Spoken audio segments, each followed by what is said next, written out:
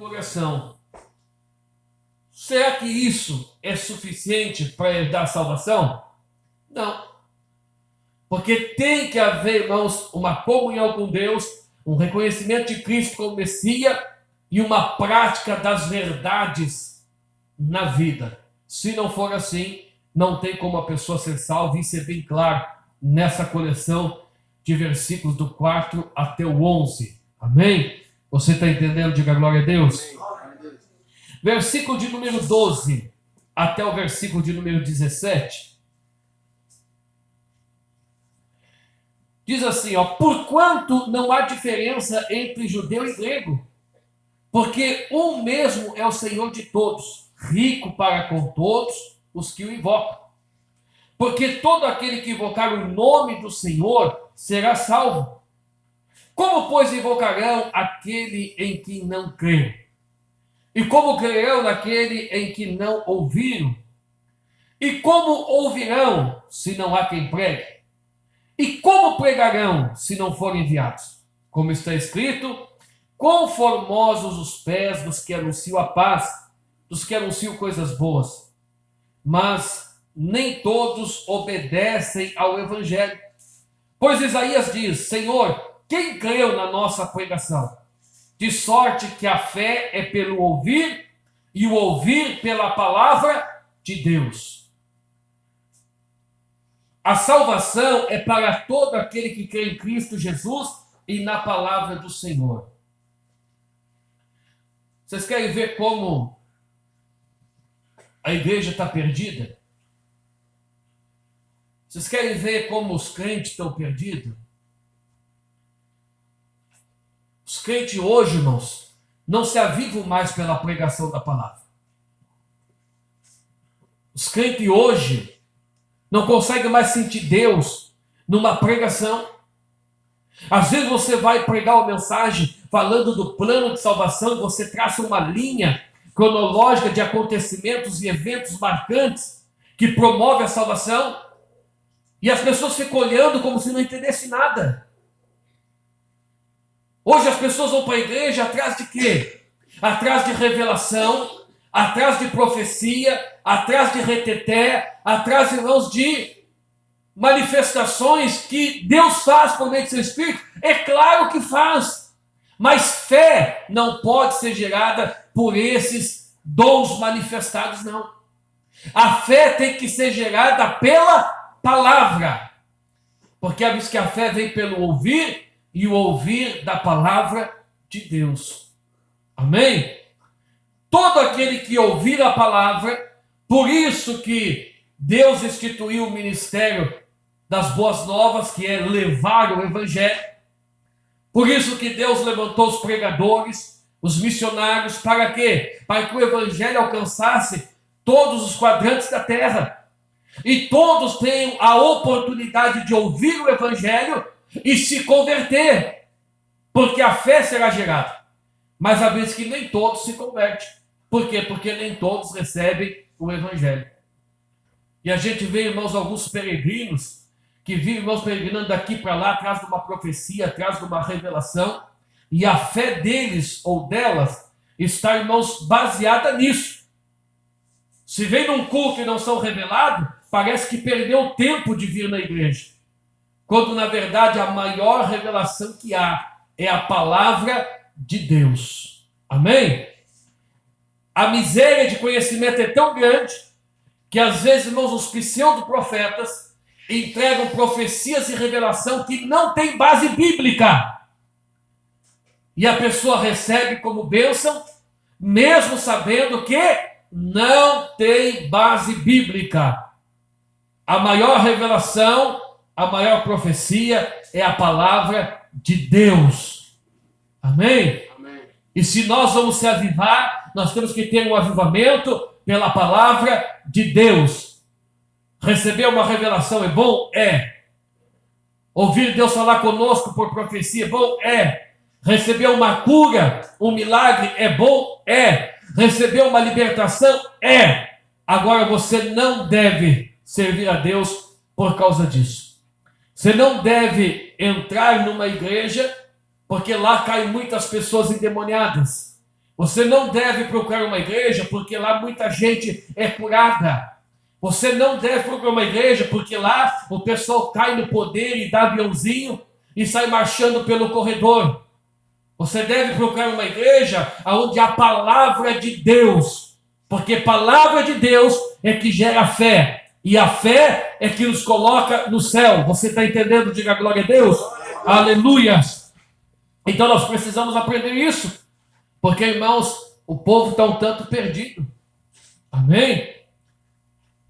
O povo, irmãos, muitos viraram caçadores de profetas. Eu lembro-me que quando a gente estava, irmãos, na itinerância, fazendo tempo de itinerância, era comum terminar o culto, algumas pessoas nos procuraram e pediam: pastor, ora por mim. E quando você botava a mão na cabeça da pessoa para orar, a pessoa começava a sussurrar na tua frente, dizendo: Jesus fala comigo, Jesus fala comigo. Às vezes dá vontade de parar de orar e dizer para a pessoa: olha, eu não sou Jesus, eu sou cristiano. Amém? A pessoa foi lá justamente porque criou uma profecia, porque criou uma revelação. Só que se perguntasse para aquela pessoa o que tinha sido pregado, ela não lembrava. Você sabia que isso é uma coisa muito comum dentro da igreja? Termina o culto, chega na porta e pergunta: o que foi pregado hoje na igreja? A pessoa não lembra. A maioria não lembra. Por quê? Porque não vem na igreja para ouvir a palavra. Vem na igreja para ser curado. Vem na igreja para ser revelado. Vem na igreja para receber uma profecia. Amém? Agora, quando você vier aqui na igreja para ouvir a palavra de Deus e buscar o reino de Deus, aí tem uma promessa para você: todas as demais coisas vos serão acrescentadas. Aí vem poder de Deus, aí vem revelação, aí vem profecia, aí vem milagre, aí vem manifestação de Deus. Quando, pastor? Quando eu procurar o reino de Deus e a sua justiça. Amém? Você pode dar glória a Deus. Louve ao Senhor nesta noite. Aleluia. Graças a Deus. Versículo de número 18. Mas digo isso, porventura não ouviram sim por certo, pois toda a terra saiu a voz deles e as suas palavras, até os confins do mundo. Mas digo, porventura Israel não soube? Primeiramente diz Moisés: eu vos meterei em ciúme com eles, que não são povo como gente insensata, vos provocarei a ira. Isaías ousadamente diz: fui achado por aqueles que não me buscavam, fui manifestado aos que por mim não perguntaram. Mas contra Israel diz: todo dia estendi as minhas mãos ao povo rebelde e contradizente. Olha o que vai dizer, irmãos, aqui, versículo 18 a 21. Israel ouviu a palavra, Israel conheceu Cristo, mas Israel não creu. Por quê? Porque era um povo rebelde e contradizente. Amém? Então, por causa disso, da sua rebeldia, tá? E nós vamos ver agora no capítulo subsequente, Israel, irmãos, pagou um preço caro. Lembra que eu falei aqui, que Deus, ele é soberano e que Deus não te obriga a nada? Na soberania de Deus, ele não te obriga a nada. A única coisa que Deus, ele deixa bem claro nas Escrituras, é que todos nós vamos ter que arcar com as consequências das nossas atitudes. Ninguém é obrigado a crer. Ninguém é obrigado a servir a Deus. Ninguém é obrigado a praticar o que a palavra de Deus diz. Agora, todos têm que arcar com as consequências das suas atitudes. Os irmãos entenderam? Israel, por ser um povo contradizente, um povo rebelde,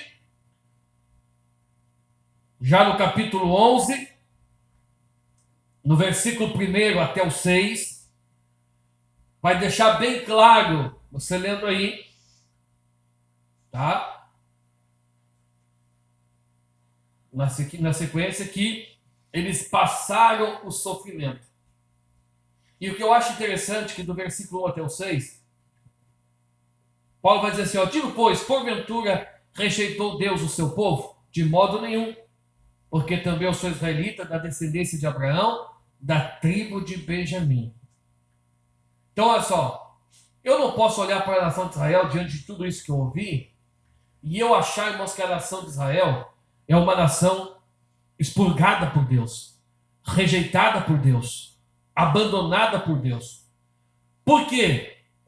Porque nós temos crentes salvos que são israelitas. Nós temos irmãos nossos salvos que são israelitas. E é isso que Paulo está dizendo. Deus não rejeitou Israel, mas por causa da sua graça reservou os fiéis. Pela graça que é Jesus veio a salvação, não pelas obras da lei. Ele vai dizer que, vai falar de Elias, né? Que Elias disse assim, olha, mataram todos os profetas, só eu fiquei. E Deus disse, não, eu ainda tenho 7.000 dentro da nação de Israel. E aqui eu aprendo uma coisa, irmãos, que a corrupção, às vezes a gente diz assim, ó, a corrupção está generalizada. A corrupção está sistêmica. Mas em todo tempo e em todo lugar, Deus sempre conservou os seus fiéis. Deus sempre teve os seus remanescentes fiéis. Os irmãos estão entendendo?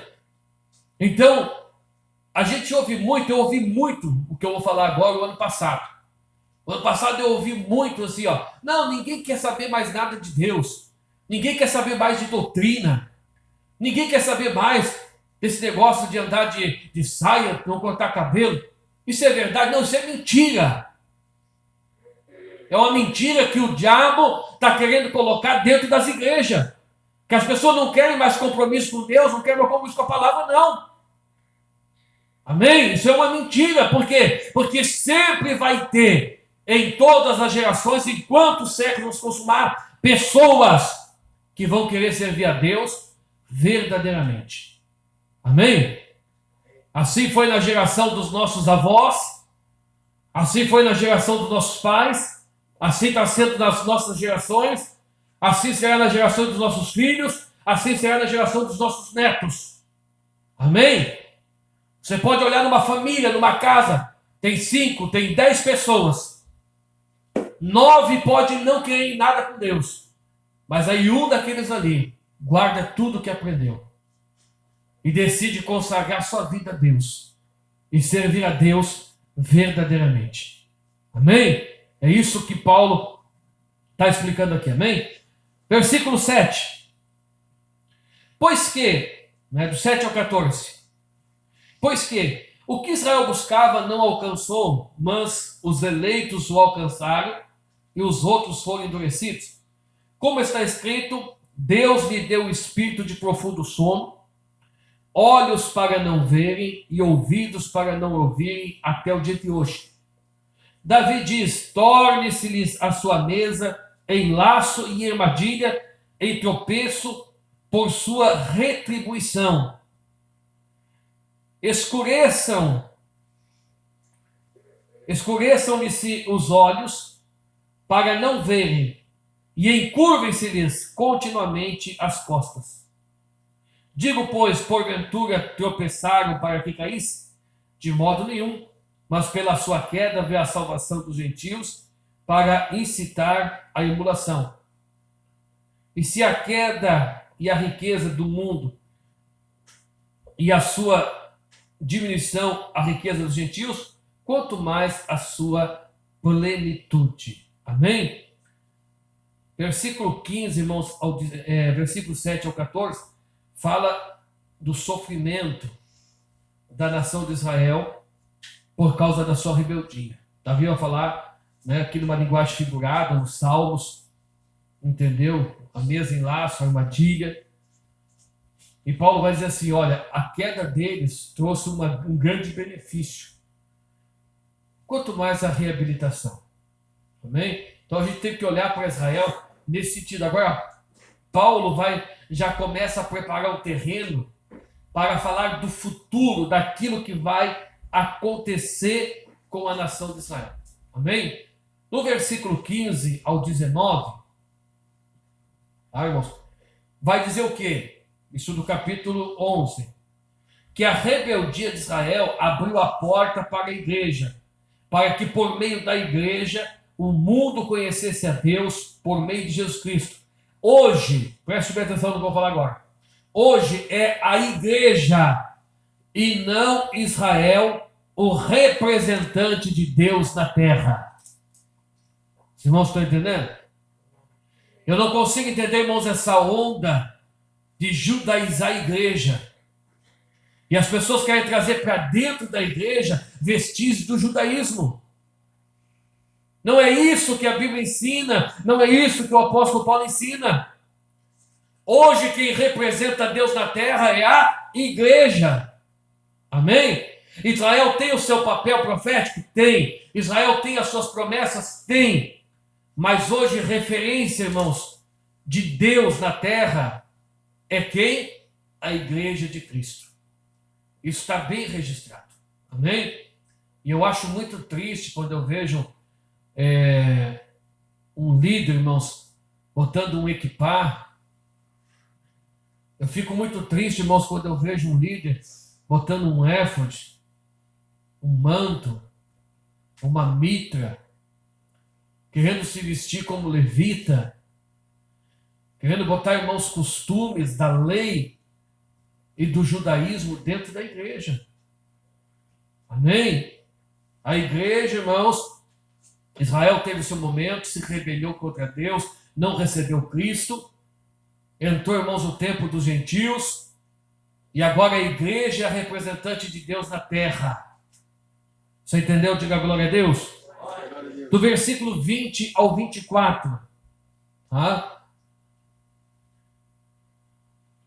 Agora nós podemos dizer, mas então nós somos superiores à nação de Israel?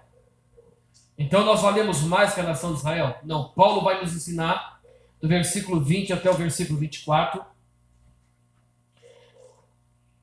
Ele vai ensinar o quê?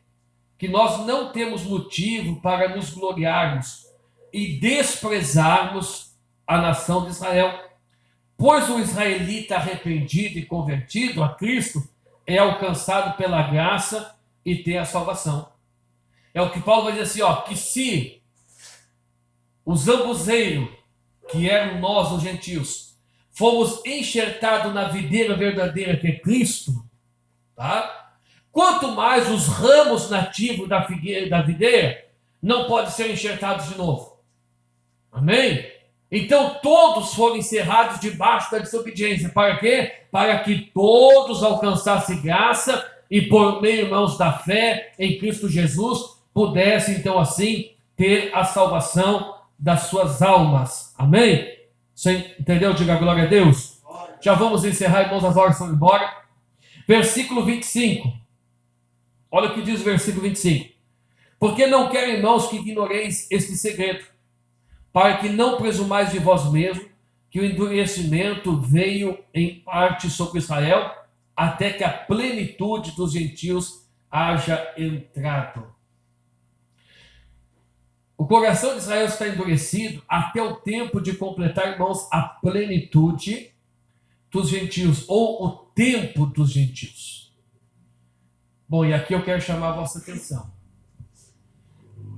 Eu disse no começo da minha exposição que Israel agora há poucas semanas estava nos holofotes do mundo pelos acontecimentos que estavam acontecendo lá.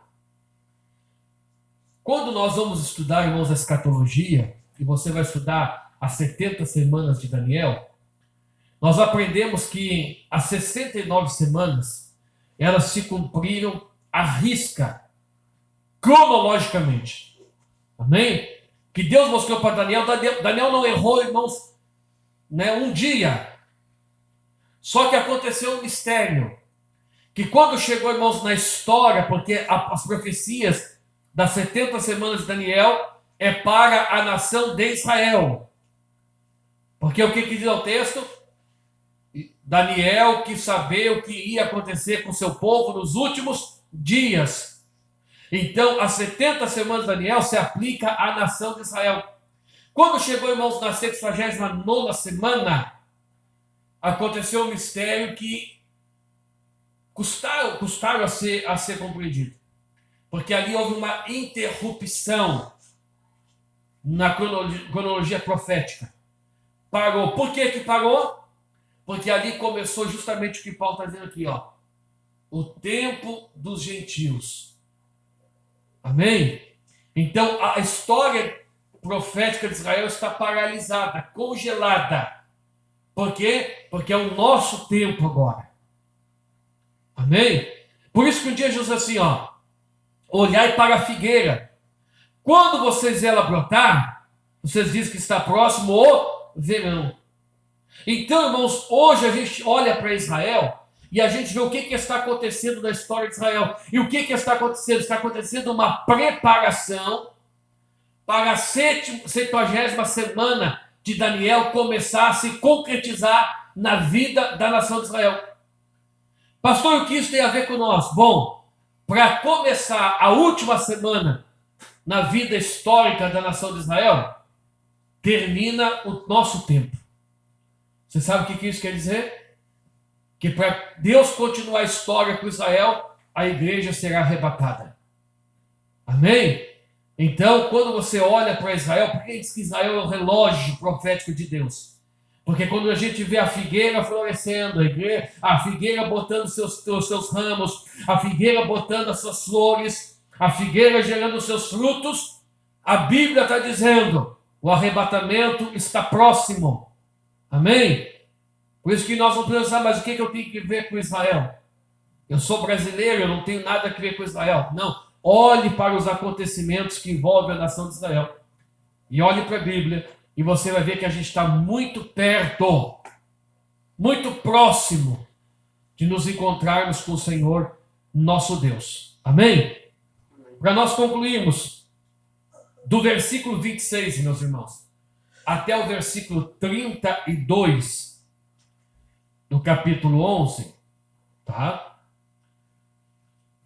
Paulo vai nos ensinar o seguinte: Israel, no final, terá habitantes salvos pela promessa feita a Abraão, a Isaque e a Jacó. Claro, aqueles que abandonarem a desobediência antes do período milenar, durante o período milenar e pós o período milenar. Uma vez alguém, irmãos, me interrogou dizendo assim, ó, como pode um povo ser tão rebelde, se revoltar tanto contra Deus e ainda ser salvo no final de tudo? Isso é uma boa pergunta. Amém? E toda boa pergunta precisa de uma boa resposta. Por que Israel, no final de tudo, terá, irmãos, alguns seus habitantes salvos? Porque Deus não é homem. Deus, quando ele assume um compromisso, ele não revoga, ele não volta atrás. Os irmãos estão dizendo? E Deus fez uma promessa para Abraão.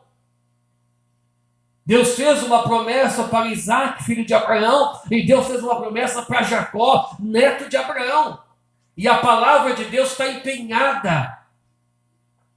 Eu tenho uma revelação para vocês aqui, ó. Deus não quebra concerto. Deus não quebra aliança. É o homem que quebra aliança com Deus. Deus jamais vai quebrar uma aliança. Se Deus enviar uma palavra, Deus vai cumprir. O problema é que é o homem que não cumpre um compromisso que assume com Deus. Amém? Então, no final, o que vai acontecer? Haverá salvação para Israel? Sim, haverá salvação para Israel. Quem será salvo? Aqueles que não foram desobedientes antes do período milenar. E esse período, irmãos, encerra toda a história da nação de Israel até o momento que Cristo instaurar o seu reino na terra, né, irmãos, e instaurar o período milenar. Ok? Quem mais? Quem abandonar a desobediência durante o período milenar. E aí, irmãos, é a situação mais dramática. A situação dos nossos irmãos israelitas depois do período milenar. Quando Cristo subir. Amém? Há um texto, irmãos, que é torcido por alguns na Bíblia, que é o texto dos 144 mil. E tem um viés aí irmãos, uma denominação que ele encerra assim, ó, salvo só vai ser 144 mil que vão habitar no céu. Aqueles 144 mil, se você for ler lá no livro de Apocalipse, você vai ver que é bem claro. É 12 mil de cada tribo da nação de Israel. Então, há um número de israelitas visto no céu. Quantos? 144 mil. Amém? Amém. Para nós concluirmos, a desobediência, ou melhor dizendo, o desobediente alcança a salvação mediante a misericórdia de Deus, alcança por meio do sacrifício de Jesus. Então, a pessoa pode até, irmãos, entrar pelo caminho da desobediência. Nós nunca podemos dizer assim, olha, está perdido. Porque se o desobediente, por mais desobediente que seja, ele mudar a sua vida e ele abandonar o pecado, ele alcançará a misericórdia de Deus mediante o sacrifício de Jesus e a salvação da sua alma. Amém? Então, para nós resumirmos, Israel, povo chamado, povo escolhido, recebeu os oráculos de Deus, teve, irmãos, uma das maiores e mais límpidas experiências com Deus, acabou, irmãos, se desviando, se rebelando contra Deus, foram, irmãos, adorar as imagens, foram, irmãos, praticar atos que Deus reprovava, trouxeram sobre si a sua repentina destruição, tiveram o maior exílio de toda a história, de todas as nações, que começou no ano 70 depois de Cristo e terminou somente no ano de 1948. Então isso é muito tempo que eles ficaram fora da sua terra, fora, irmãos, da sua porção de terra, foram esparramados pelo mundo todo, perderam o seu templo, perderam, irmãos, a sua liturgia. Israel, irmãos, passou por tudo isso, mas eles ainda têm um selo de Deus. Amém? E a Bíblia diz que nós devemos orar pela nação de Israel. Orar pela paz em Israel. A Bíblia diz que aqueles que abençoarem Israel serão abençoados. Amém? Aqueles que orarem por Israel, abençoar Israel, Deus o abençoará. Deus, é claro, irmãos, tem um concerto com a nação de Israel. Amém? E ela segue o curso da sua história e das profecias que estão sobre ela. E nós, a igreja, sigamos, irmãos, o nosso curso. Amém? Que Deus nos abençoe, que o Espírito Santo de Deus, irmãos, continue falando ao teu coração. Amém? Nós vamos estar já partindo para o encerramento do estudo da Carta aos Romanos. São mais 2 terças-feiras, aonde nós vamos estar falando agora, irmãos, para frente, sobre humildade, fidelidade com Deus, submissão às autoridades, né, irmãos? E a gente vai falar sobre o amor ao próximo, a vigilância, a tolerância com os fracos na fé. Vamos falar de Cristo, né, irmãos, como um exemplo de alguém que abriu mão do seu querer, de abnegação. Nós vamos falar sobre, irmãos, algo aqui muito interessante, que é liberdade, né, e a caridade. Amém? E nós vamos encerrar e tenho certeza que vai ser muito produtivo. Amém? Que Deus nos abençoe. Minha oração é que o Espírito Santo de Deus continue falando ao teu coração. Amém? Leia em casa, irmãos, o capítulo 9. Leia o capítulo 10. Leia o capítulo 11. Amém? Pondere isso aí. Tá, irmãos? Eu vou estar ajudando você. Eu vou estar colocando, irmãos, lá no grupo da igreja, no WhatsApp, esses tópicos aqui, ó, para você poder copiar lá, se você assim desejar. Amém? Você lê em casa calmamente esses capítulos, porque são muito reveladores para a nossa vida. Amém? Vamos nos colocar em pé para nós orarmos e encerrarmos o culto nessa noite. Quinta-feira, aguardamos os irmãos aqui em mais um dia, irmãos, da campanha Conquistando o Impossível pela Fé. Amém? Agradeço a presença de todos. Noite chuvosa, irmãos, noite fria. Amém? Mas você saiu de casa, né? Venceu o fogão a lenha, venceu a lareira e veio para cultuar a Deus e aprender, irmãos, com a palavra de Deus. Amém? Oramos, glorioso Deus e eterno Pai.